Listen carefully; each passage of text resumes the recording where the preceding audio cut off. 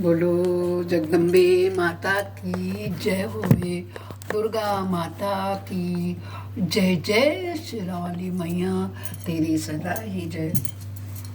भक्तों, कल हमने आपको तीसरा और चौथा अध्याय सुनाया था। आज हम पांचवें और छठे अध्याय में प्रवेश कर रहे हैं। अथ पंचमो अध्याय। इसमें हम देवताओं द्वारा देवी की स्तुति, चंड मुंड के मुख से अंबिका के रूप की प्रशंसा सुनकर शुंभ का उनके पास दूत भेजना और दूत का निराश होकर लौटना ही पड़ाएंगे। ठीक है, मेरे प्यार से सुनिए। बोलो शेरावाली मैया की जय हो। इस उत्तम चरित्र के रुद्र ऋषि हैं, महासरस्वती देवता हैं, अनुस्प्रथम छंद हैं, भीमा शक्ति है, भ्रामरी बीज है, सूर्य तत्व हैं और सामवेद स्वरूप हैं। महासरस्वती जी की प्रसन्नता के लिए उत्तर चरित्र के पाठ में इसका विनियोग कहा जाता है। जो अपने कर कमलों में घंटा, शूल, हल, शंख, मूसल, चक्र, धनुष और बाण धारण करती हैं। शरद ऋतु के शोभा संपन्न चंद्रमा के समान जिनकी मनोहर कांति है, जो तीनों लोकों की आधारभूता और शुंभ आदि दैत्यों का नाश करने वाली तथा गौरी के शरीर से जिनका प्राकट्य हुआ है, उन महासरस्वती देवी जी का मैं निरंतर भजन करता हूँ। ऋषि कहते हैं, पूर्व काल में शुंभ निशुंभ नामक असुरों ने अपने बल के घमंड में आकर शचीपति यानी इंद्र के हाथ से तीनों लोकों का राज्य और यज्ञ भार छीन लिया। ये ही दोनों सूर्य चंद्रमा कुबेर, यम और वरुण के अधिकार का भी उपयोग करने लगे, वायु और अग्नि का कार्य भी करने लगे। उन दोनों ने सब देवताओं को अपमानित, राज भ्रष्ट, पराजित कर दिया, अधिकारहीन करके स्वर्ग से निकाल दिया। उन दोनों महान असुरों से तिरस्कृत देवताओं ने अपराजिता देवी का स्मरण किया और सोचा, जगदम्बा ने हम लोगों को वर दिया था कि आपत्ति काल में मैं स्मरण करने पर तुम्हारे सब आपत्तियों का तत्काल नाश कर दूंगी। यह विचार कर देवता गिरिराज हिमालय पर गए और वहां भगवती विष्णु माया की क्या करने लगे, स्तुति करने लगे। देवता बोले, देवी को नमस्कार है, महादेवी शिवा को सर्वदा नमस्कार है, प्रकृति एवं भद्रा को प्रणाम है, हम लोग नियम पूर्वक जगदम्बा को नमस्कार करते हैं, रौद्रा को नमस्कार है, नित्या गौरी एवं धात्री को बार बार नमस्कार है, ज्योत्सनामयी चंद्र रूपणी एवं सुख स्वरूपा देवी को सतत प्रणाम है, शरणागतों का कल्याण करने वाली ऋषि एवं सिद्धि रूपा देवी को हम बारंबार नमस्कार करते हैं, नैऋति राक्षसों की लक्ष्मी और राजाओं की लक्ष्मी तथा शर्वाणी शिव पत्नी स्वरूपा आप जगदम्बा को हम बारंबार नमस्कार करते हैं। दुर्गा, दुर्गबारा, दुर्गम, संकट से पार उतारने वाली, सारा सबकी सारभूता, सर्वकारिणी, ख्याति कृष्णा और धूर्मा देवी सर्वदा आपको नमस्कार है। अत्यंत सौम्य और अत्यंत रौद्र रूपा देवी को हम नमस्कार करते हैं, उन्हें हमारा बारंबार प्रणाम है। जगत की आधारभूता कृति देवी को बारंबार नमस्कार है। जो देवी सब प्राणियों में विष्णु माया के नाम से कही जाती है, उनको नमस्कार है। मैं इसको संस्कृत में भी आपको सुना सकती हूँ। मैं नमो देव्यै महादेव्यै शिवायै सततं नमः। नमः प्रकृते भद्राय नेता प्रताय रौद्राय नमो नित्याय गौरी धात्री नमो नमः। ज्योत्सनाय चंद्ररूपणे सुखाय सततं नमः। कल्याणे प्रणितामृते सिद्धये कुर्मो नमो नमः। नैनिते भूभृतां लक्ष्मी सर्वाणे ते नमो नमः। दुर्गाय दुर्गपाराय साराय सर्वकालिसे ख्यात्यै तथा कृष्णाय धूर्माय सततं नमः। अति सौम्य अति रौद्राय अति नता नस्ते नमो नमः।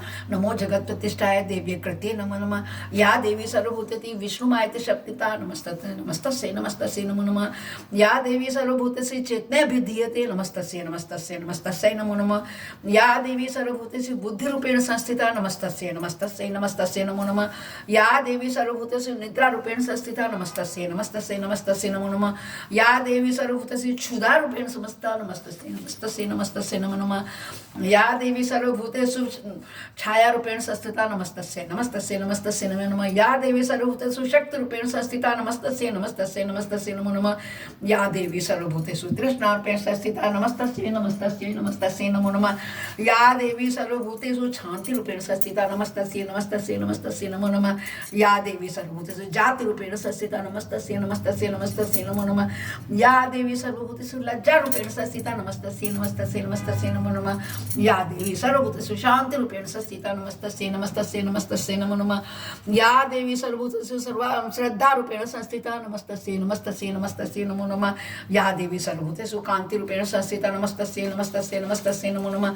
या देवी सर्वभूतेषु लक्ष्मी रूपेण संस्थिता नमस्तस्यै नमस्तस्यै नमस्तस्यै नमो नमः। या देवी सर्वभूतस्य वृत्तिरूपेण संस्थिता नमस्तस्यै नमस्तस्यै नमस्तस्यै नमो नमः। या देवी सर्वभूतस्य स्मृतिरूपेण संस्थिता नमस्तस्यै नमस्तस्यै नमस्तस्यै नमो नमः। या देवी सर्वभूतेषु दयारूपेण संस्थिता नमस्तस्यै नमस्तस्यै नमस्तस्यै नमो नमः।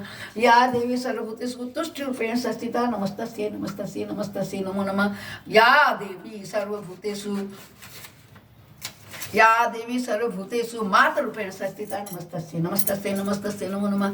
या देवी सर्वभूतेषु भ्रांतिरूपेण संस्थिता नमस्तस्यै नमस्तस्यै नमस्तस्यै नमो नमः। या देवी सर्वभूतेषु मातृरूपेण संस्थिता नमस्तस्यै नमस्तस्यै नमस्तस्यै नमस्तस्यै नमो नमः। इंद्रियाणाम अधिष्ठात्री भूतानाम भावनष्टा कुलेष्टा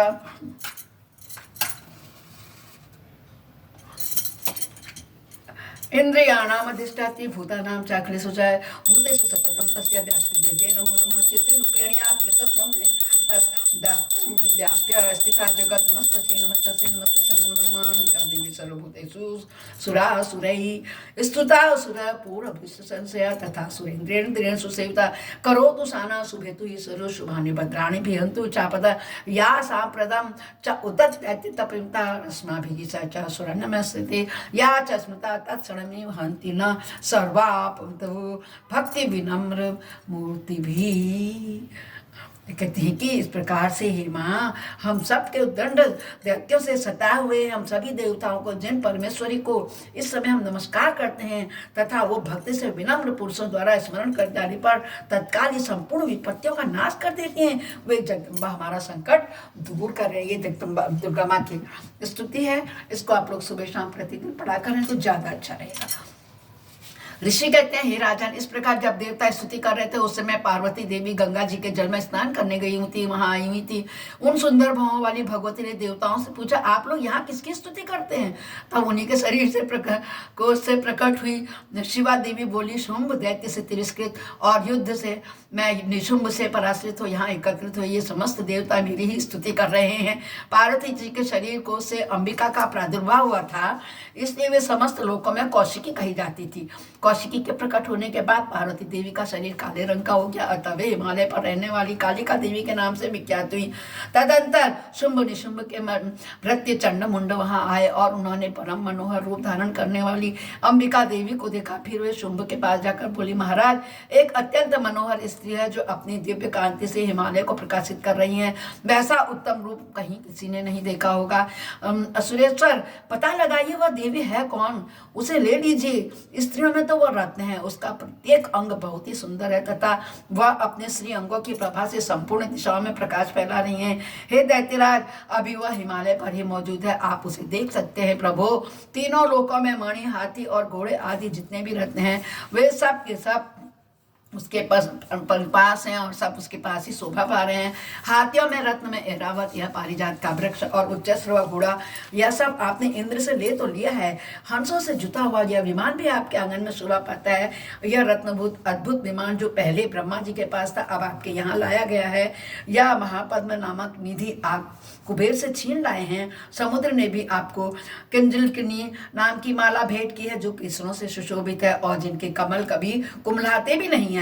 सुवर्ण की वर्षा करने वाला वरुण का छत्र भी आपके घर में शोभा पाता है।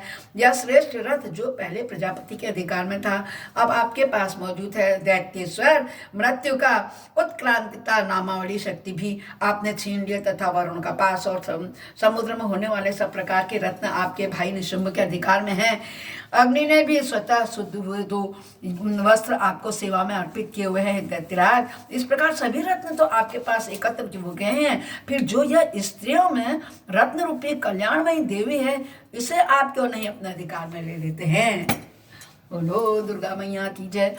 ऋषि कहते हैं, चंड मुंड का यह वचन सुनकर शुंभ महादैत्य सुग्रीव का दूत बनाकर देवी के पास भेजा और कहा, तुम मेरी आज्ञा से उसके सामने ये बातें कहना और ऐसा उपाय करना जिससे प्रसन्न होकर वह शीघ्र यहाँ आ जाए। वह दूत पर्वत के अत्यंत रमणीय प्रदेश में, अब जहाँ देवी मौजूद थी वहां गया और मधुर वाणी में कोमल वचन में बोला, देवी माँ से बोलता है, उसका चंड का दूत का कहता है, हे दैत्यराज शुंभ, इस समय तीनों लोकों के परमेश्वर हैं, सुन रहे हो देवी, मैं उन्हीं का भेजा हुआ दूत हूँ और यहाँ तुम्हारे पास आया हूँ। उनकी आज्ञा सदा सब देवता एक स्वर से मानते हैं, कोई उसका उल्लंघन नहीं कर सकता। वे संपूर्ण देवताओं को परास्त कर चुके हैं। उन्होंने तुम्हारे लिए भी जो संदेशा दिया उसको सुनो। संपूर्ण त्रिलोकी में मेरा अधिकार है। देवता भी मेरे आज्ञा के अधीन चलते हैं। त्रिलोकी में मेरा अधिकार है। संपूर्ण यज्ञों के भागों को मैं ही पृथक पृथक भोगता हूँ। तीनों लोकों में जितने श्रेष्ठ रत्न हैं वो सब मेरे अधिकार में है। देवराज इंद्र का वाहन ऐरावत हाथियों में रत्न के समान मैंने छीन लिया। क्षीर सागर का मंथन करने से जो अश्वरत्न उच्च स्रव प्रकट हुआ था उसे भी देवताओं ने मेरे पैरों पर पड़कर समर्पित कर दिया है। सुंदरी, इनके सिवा और भी जितने रत्नभूत पदार्थ देवताओं, गंधर्वों, नागों के पास थे, सबके सब मेरे पास हैं। हे देवी, तुम्हें संसार की स्त्री में रत्न मानते हैं। हम लोग जो हैं तुम्हें सबसे अच्छा स्त्री रत्न मानते हैं। अतः तुम हमारे पास आ जाओ, क्योंकि रत्नों का उपभोग करने वाले हम ही हैं। चंचल कटाक्ष वाली सुंदरी, तुम मेरी या मेरे भाई की महापराक्रमी निशुंभ की सेवा में आ जाओ, क्योंकि तुम रत्न स्वरूपा हो। मेरा वर्ण करने से तुम्हें तुलना रहित महान ऐश्वर्य की प्राप्ति होगी। अपनी बुद्धि से यह विचार करके तुम मेरी पत्नी बन जाओ। ऋषि कहते हैं, दूत के यों कहने पर कल्याणमयी भगवती दुर्गा देवी, जो इस जगत का धारण करती है, मनी मन गंभीर भाव से मुस्कुराई और बोली। क्या बोली? देवी ने क्या कहा उससे, सुनो। हे दूत, तुमने सत्य कहा, इसमें तनिक भी मिथ्या नहीं है।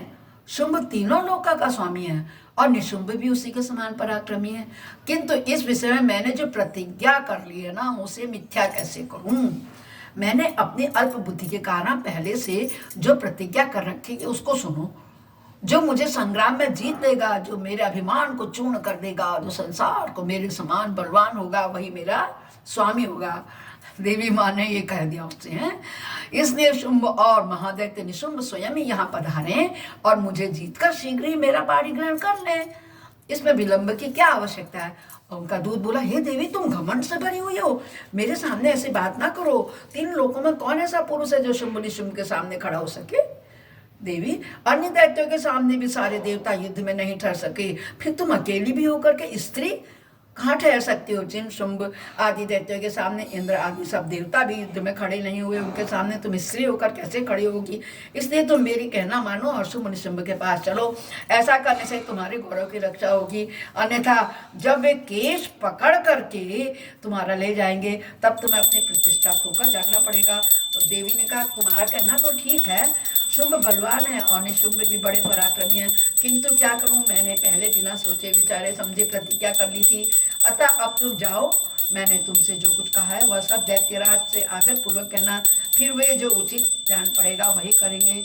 इस प्रकार श्री मार्कंडेय पुराण सांगमणिक मनवंतर की कथा के अंतर्गत देवी महात्म्य में देवी दूत संवाद नामक 5वां अध्याय पूरा हुआ। बोलो दुर्गा माता की जय, दुर्गा माता की जय, शेरा वाली जय, काली माँ काली अम्बे मंगला की जय हो। भक्तों, अब मैं आपको 6वां अध्याय सुना रही हूँ, जिसमें वो धूर्म लोचन का वध करती है। आप आरती में गाते हैं ना, शुंभ निशुंभ धारे महिषासुर घाती, चंड मुंड सब मारे, हैं धूर्म विलोचन नैना। ये वही प्रसंग है। 6वां अध्याय चल रहा है। मैं सर्वेश्वर भैरव के अंग में निवास करने वाली परमोत्कृष्ट पद्मावती देवी का चिंतन करता हूँ। वे नागराज के आसन पर बैठी हुई हैं, नागों के फणों से सुशोभित होने वाली और मणियों के विशाल माला से उनकी देहलता उद्भासित हो रही है। सूर्य के समान उनका तेज है, 3 नेत्र वाली उनकी शोभा बढ़ा रहे हैं। वे हाथों में माला, कुंभ, कपाल और कमर लिए हुए हैं तथा उनके मस्तक में अर्धचंद्र का मुकुट सुशोभित है। ऋषि कहते हैं, देवी का यह कथन सुनकर दूत को बड़ा अमर्ष हुआ। उसने दैत्यराज के पास जाकर सब समाचार कह सुनाया विस्तार से। दूत के उस वचन को सुनकर दैत्यराज कुपित उठा और दैत्य सेनापति धूर्मलोचन से बोला, धूर्मलोचन, तुम शीघ्र अपनी सेना साथ लेकर जाओ और उस दुष्टा के केश पकड़कर घसीटते हुए यहाँ जबरदस्ती ले आओ। उसकी रक्षा करने के लिए यदि कोई दूसरा खड़ा हो तो वह देवता, यक्ष, गंधर्व कोई भी क्यों न हो, उसे अवश्य तुम मार डाला। मार डालना। ऋषि कहते हैं शुंभ के इस प्रकार आज्ञा देने पर धूम्रलोचन दैत्य 60,000 असुरों की सेना को साथ लेकर के वहां से तुरंत चल दिया। वहां पहुंचकर उसने हिमालय रूप में रहने वाली देवी को देखा और ललकार कर कहा, अरे तू शुंभ निशुंभ के पास चल, यदि इस समय प्रसन्नता पूर्वक मेरे स्वामी के समीप नहीं चलेगी तो मैं बलपूर्वक झोंटा पकड़कर घसीटते हुए तुझे ले चलूंगा। तो देवी बोली, तुम्हें दैत्यों के राजा ने भेजा है, तुम स्वयं भी तो इतने बलवान हो और तुम्हारे साथ विशाल सेना भी है, ऐसी दशा में यदि मुझे बलपूर्वक नहीं चलोगे तो मैं तुम्हारा क्या कर सकती हूँ, यानी कि ले जा लो, तुमको मेरे को ले जा लो, कहती है जगदम्बा मैया। बोलो शेरावाली माता तेरी सदा ही जाए। ऋषि कहते हैं देवी के ये कहने पर असुर धूम्रलोचन उनकी ओर दौड़ा। तब अंबिका ने शब्द के उच्चारण से उसको भस्म कर दिया। फिर तो क्रोध में भरी हुई दैत्यों को विशाल सेना और अंबिका ने एक दूसरे को तीखे सहायकों शक्तियों और फरसों की वर्षा प्रारंभ की। इतने में ही देवी का वाहन सिंह क्रोध में भरकर भयंकर गर्जना करके गर्दन के बालों को हिलाता हुआ असुरों की सेना में कूद पड़ा। उसने कुछ दैत्यों को पंजों से मारने की कोशिश की, कितनों को अपने से जबड़ों से और कितनों को महादैत्यों को पटक कर ओंठ की दाढ़ी से घायल करके मार डाला।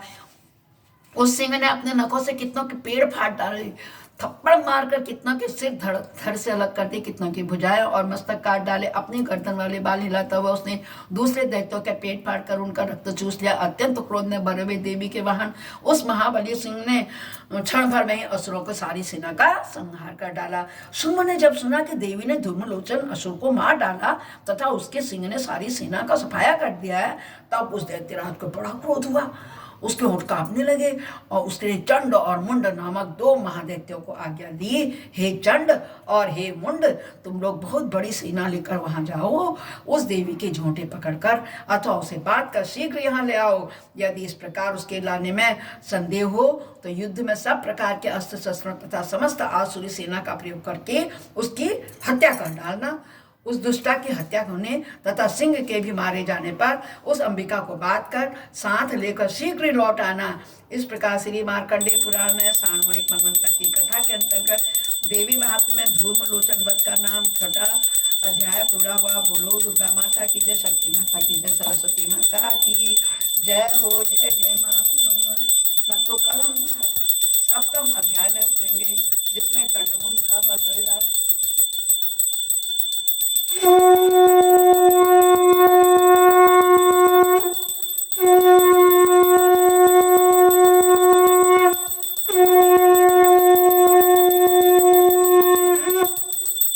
अपराध सहस्राणि क्रियन्ते अनिशम्य दासमिति माम त्वां क्षमस्व परमेश्वर।